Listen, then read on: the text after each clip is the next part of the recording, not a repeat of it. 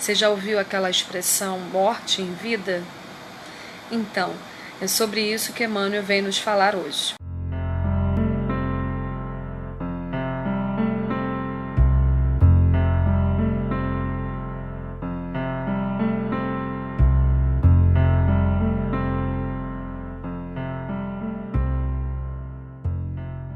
Diz o seguinte o texto: a vida é luz, doação, alegria e movimento. A morte é sombra, egoísmo, desalento e inércia. Analisa as forças vivas que te rodeiam e observarás a natureza a desfazer-se em cânticos de trabalho e de amor, assegurando-te bem-estar. É a árvore a crescer na produção intensiva, o manancial em atividade constante para garantir-te a existência, a atmosfera a refazer sem cessar, os elementos com que te preserva a saúde e o equilíbrio. Mas não longe de ti podes ver igualmente a morte no poço estagnado em que as águas se corrompem, na enxada inútil que a ferrugem devora, no fruto desaproveitado que a corrupção desagrega.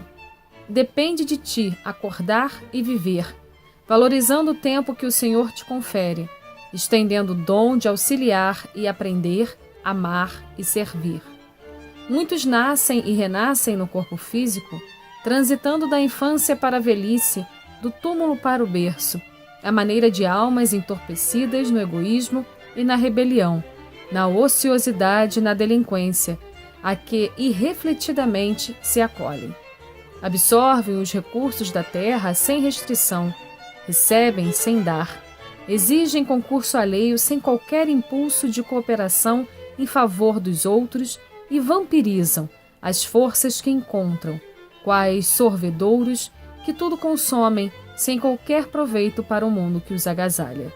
Semelhantes companheiros são realmente os mortos dignos de socorro e de piedade, porquanto à distância da luz que lhe cabe inflamar em si próprios, preferem um mergulho na inutilidade, acomodando-se com as trevas.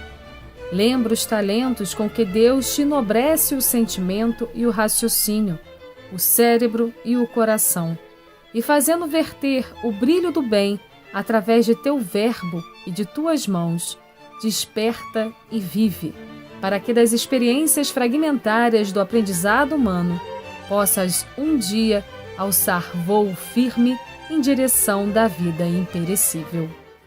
Como eu falei no início, essa mensagem é de Emmanuel e é forte.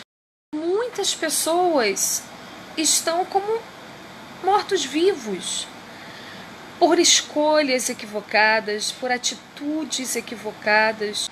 A vida é feita de escolhas. Nós temos opções em todos os caminhos, em tudo que nos acontece. E uma das opções é como a gente encara esses desafios que muitas vezes são propostos para a gente.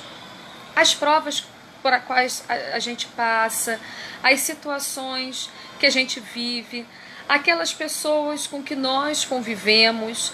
Nós temos escolhas, nós temos o nosso livre-arbítrio para poder tentar agir da melhor forma possível.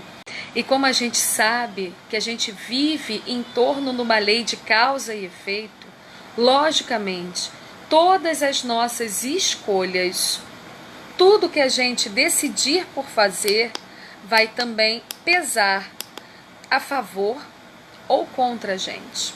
A felicidade está aqui, ó, dentro da gente. A felicidade está no ser e não no ter. Principalmente quando, para se ter alguma coisa, a gente comete falhas, erros, como Emmanuel citou aqui nessa lição sobre a corrupção, né, sobre a questão do você desamparar alguém, sobre a questão do pessimismo, do você tirar a esperança de alguém. Eu trouxe aqui para vocês, para ajudar na nossa reflexão, o Livro dos Espíritos. Na pergunta 920, Kardec diz o seguinte: pode o homem gozar de completa felicidade na Terra? E os Espíritos respondem: Não. Por isso que a vida lhe foi dada como prova e expiação.